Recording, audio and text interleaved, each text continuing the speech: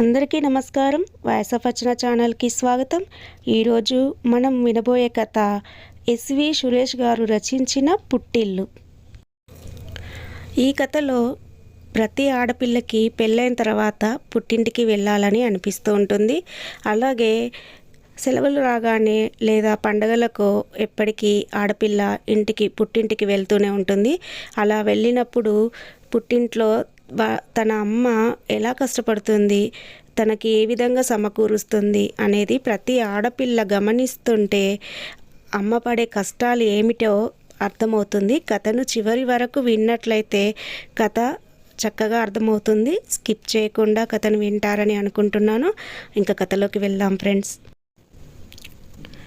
మళ్ళీ వస్తున్నారా? మొన్ననేగా వచ్చి వెళ్ళారు. కాస్త విసుగ్గా భార్యను అడిగాడు మోహన్ రావు. పిల్లలకి సడన్గా స్కూల్కి 15 రోజులు సెలవిచ్చారట. అల్లుడు గారు ఎలాగూ వర్క్ ఫ్రమ్ హోమ్ పెట్టుకోవచ్చుగా, అందుకే ఇక అక్కడ ఎందుకు అని హైదరాబాద్ వచ్చేస్తానని స్వప్న చెప్పింది. ఇప్పటికిప్పుడు ట్రైన్ టికెట్లు దొరకవు కాబట్టి ఫ్లైట్లో వచ్చేస్తామన్నారు చెప్పింది పద్మావతి. అంతా ఆగమేఘాల మీద ఫ్లైట్లో రావాల్సిన అర్జెంటు పనులు ఇక్కడ ఏమున్నాయి? పైగా పని మనిషి కూతురు పెళ్ళని 20 రోజులు రానందిగా, ఆ విషయం చెప్పావా? అడిగాడు మోహన్ రావు. విసుక్కోకండి, అలా చెప్తే ఏం బాగుంటుంది? తాము రావడం అమ్మా నాన్నలకు ఇష్టం లేదని అమ్మాయి అనుకోదు. రానియండి, వచ్చాక తెలుస్తుంది కదా. పని మనిషి రావడం లేదని, వంట ఆమె కూడా చీటికి మాటికి మానేస్తుందో అని సర్ది చెప్పేందుకు పద్మావతి ప్రయత్నించింది. నీ స్పాండ్లైటిస్కి ఫిజియోథెరపీ చేయించుకున్నావు కదా, కనీసం అదైనా చెప్పావా అమ్మాయికి? ప్రశ్నించాడు మోహన్ రావు నిష్ఠూరంగా. భార్య కష్టపడుతుందే తప్ప అవతలి వారికి తను పడుతున్న బాధను చెప్పదని మోహన్ రావు అభిప్రాయం. అదే అతని విసుగులో ధ్వనించింది. కానీ కూతురుతో అదే ఫోన్ కాల్ తాను మాట్లాడవలసి వస్తే తాను రావద్దని చెప్పేవాడు కాదు. అతని బలహీనత మనవరాలు మనవడు. నిజానికి భార్య వీక్నెస్ కూడా అదే. రానియండి, పుట్టింటికి కాకపోతే ఎక్కడికి వెళ్తుంది? ఎలాగలో సర్దుకుందాం. దానికి కష్టము సుఖము తెలుసుగా. తాను పూణేలో చేసుకునే వస్తుంది కదా చెప్పింది పద్మావతి. కానీ జరగబోయేది వేరని ఆమె మనసుకు తెలుసు. స్వప్నకి పెళ్ళయి 10 ఏళ్ళయింది. 2 పిల్లలు. అబ్బాయికి 6 ఏళ్ళు, అమ్మాయికి 4 ఏళ్ళు. అల్లుడు విఘ్నేష్ పూణేలో ఒక ఎంఎన్సిలో సాఫ్ట్వేర్ ఇంజనీర్. వాళ్ళది కూడా హైదరాబాదే. అందుకే పిల్లలకి సెలవులు ఇస్తే కూతురు అల్లుడు హైదరాబాద్లో వాలిపోతారు. అక్కడ వరకు బాగానే ఉంది. కానీ అసలు సమస్య ఒకే ఒక విషయం దగ్గర వస్తుంది. అది ఎదుటివారికి చిన్న సమస్యగా అనిపించవచ్చు, కానీ పద్మావతికి పెద్ద సమస్యే. దీనికి ఎప్పటికైనా పరిష్కారం దొరుకుతుందా అని ఆలోచిస్తున్నాడు మోహన్ రావు. పద్మావతి నిద్రలోకి జారుకుంది. ఆమెను చూస్తే మోహన్ రావుకి జాలి వేసింది. వచ్చే ఏడాది ఆమె 70వ వడికి చేరుతోంది. తనకు ఆమెకి 2 ఏళ్ళు తేడా. 45 ఏళ్ల వైవాహిక జీవితంలో ఆమె సుఖపడింది లేదు. తాను బ్యాంకులో ఉన్నత హోదాలో ఉన్నందున తరచూ బదిలీలతోనే సర్వీస్లో ఎక్కువ భాగం గడిచిపోయింది. చోటు మారినప్పుడల్లా కొత్త సంసారం నిలదొక్కునేదాకా పద్మావతికి కష్టం తప్పేది కాదు. తాను పిల్లల స్కూళ్ళు కాలేజీలు ఎంపిక చేసి చేర్పించిన తర్వాత ఇక అంతా ఆమెదే బాధ్యత. పిల్లల చదువులు పూర్తయి అబ్బాయి పెళ్లి చేశాక యుఎస్లో స్థిరపడ్డాడు. కూతురు అల్లుడు దేశంలోనే ఉంటున్నారు. తాను రిటైర్ అయ్యి 10 ఏళ్ళయింది. కానీ ఈనాటికి ఆమెకు సుఖం లేదు. పిల్లల పెళ్ళిళ్ళు పూరుళ్ళు, తర్వాత వాళ్లకు పిల్లలకు సపోర్ట్ చేయడము, ఈ పనులతోనే ఈ 10 ఏళ్ళు గడిచిపోయాయి. ఇప్పుడిప్పుడే కాస్త వెసులుబాటు వచ్చిందనుకుంటుంటే 2-3 ఏళ్ల నుంచి ఈ సమస్య వచ్చి పడింది. పద్మావతికి పెద్ద ఆరోగ్య సమస్యలు లేవు, కానీ చిన్న చిన్న ఇబ్బందులే రోజు చికాకు పెడుతూ ఉంటాయి. అవి బయటి వారికి అంత పెద్దగా కనిపించవు. కానీ దగ్గరగా చూస్తున్నా తనకు తెలుసు ఆమెకు సుఖం లేదు. మరోసారి అనుకున్నాడు మోహన్ రావు పద్మావతికి దుప్పటి కప్పుతూ. అమ్మా, నేను బ్యూటీ పార్లర్కి వెళ్ళొస్తాను. పిల్లలు నాన్న దగ్గర ఉన్నారు. రేపు నా ఫ్రెండ్ కొడుకు బర్త్డే ఉందిగా, వెళ్ళాలి. ఈరోజు పార్లర్ పని పూర్తి చేసుకొస్తాను. వంటగదిలో ఉన్న పద్మావతికి చెప్పి స్వప్న బయటకు వెళ్ళిపోయింది. డ్రాయింగ్ రూమ్లో మనవాడిని ఎంగేజ్ చేస్తున్న మోహన్ రావుకి ఈ మాటలు వినిపించి మనస్సు కలుక్కుమంది. ఈరోజు పని మనిషి, వంట మనిషి ఇద్దరూ రాలేదు. పద్మావతి కిచెన్లో సతమతం అవుతోంది. తాను గమనిస్తున్నాడు. ఆమె వంటగదిలోకి పొద్దున్న లేవగానే 6 గంటలకు వెళ్ళింది. ఇప్పుడు టైము 11 గంటలైంది.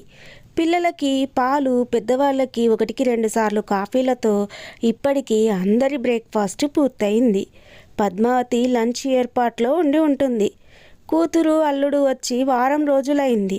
అల్లుడు 9ంటికి లేచి బ్రేక్ఫాస్ట్ చేసి తన రూమ్లోకి వెళ్ళి లాగిన్ అవుతాడు. రాత్రి మళ్ళీ 9ంటికి లాగౌట్ అవుతాడు. ఈలోపు భోజనానికి తప్ప బయటికి రాడు. స్వప్న రోజు ఏదో ఒక బయట పని పెట్టుకుంటుంది. ఒకరోజు షాపింగ్ అని, మరో రోజు బ్యూటీ పార్లర్ అని, ఇంకొక రోజు మరో పని. ఇక సాయంత్రాలు ఫ్రెండ్స్ ఫంక్షన్లకు, స్నేహితుల ఇళ్లకు వెళ్ళి రావడము, లేదా వాళ్ళని పిలిచి వారితో కాలక్షేపం చేయడము, వీకెండ్స్ వస్తే పిల్లల్ని వదిలి అల్లుడితో కలిసి మూవీకో మరో చోటుకో వెళ్ళడము. అల్లుడు కూతురు వచ్చాక పద్మావతిని ఫిజియోథెరపీకి తీసుకెళ్లడమే కుదరలేదు మోహన్ రావుకి. అసలు తను కిచెన్ నుంచి బయటపడితేగా. దీంతో ఆమెకు భుజం నొప్పి తీవ్రమవ్వడాన్ని మోహన్ రావు గమనించాడు. ఇలాంటి సమయంలో స్వప్న తల్లిదండ్రులకు ఒక చల్లని వార్త చెప్పింది. 2 రోజులు హైదరాబాదులోనే ఉంటున్న అత్తగారింటికి వెళ్తామని. స్వప్న అత్తగారింటిలో 2 రోజులు ఉండి తిరిగి పుట్టింటికి వచ్చి మరో వారం రోజులు ఉండి పిల్లలకి సెలవు ముయ్యడంతో అందరూ పూణే వెళ్ళిపోయారు. స్వప్న వాళ్ళ ఫ్యామిలీ వెళ్ళిపోయాక మోహన్ రావు తన వియ్యంకుడికి ఫోన్ చేశాడు. ఆ విషయాలు ఈ విషయాలు మాట్లాడి స్వప్న అక్కడికి వచ్చి గడిపిన ఆ 2 రోజులు ఎలా ఉందని అడిగాడు. దీనికి సమాధానం చెప్తుంటే ఏడుపు ఒక్కటే తక్కువ ఆయనకి. వియ్యపురాలికి మోకాళ్ళ నొప్పులు తీవ్రంగా ఉన్న ఆ 2 రోజులు పనంతా ఆమెపైనే పడిందంట. తెలిసిన వారింట్లో ఎంగేజ్మెంట్ ఉంటే స్వప్న 2 రోజులు హడావిడిగా తిరుగుతూనే ఉందంట. స్వప్న రావడానికి ముందు యుఎస్ నుంచి కొడుకు కోడలు పిల్లలతో వచ్చి 1 రోజులుండి వెళ్ళిపోయారు. అప్పుడు ఇదే కథ నడిచింది. మోహన్ రావు చిన్నగా నిట్టూర్చాడు. 2 నెలలు గడిచాయో లేదో ఒకరోజు స్వప్న ఫోన్ చేసింది. అమ్మా, నేను ఆయన పిల్లలు వస్తున్నామే, ఓ వారం ఉండి వెళ్ళిపోతాం. చాలా రోజులైంది హైదరాబాద్ వచ్చి అంది.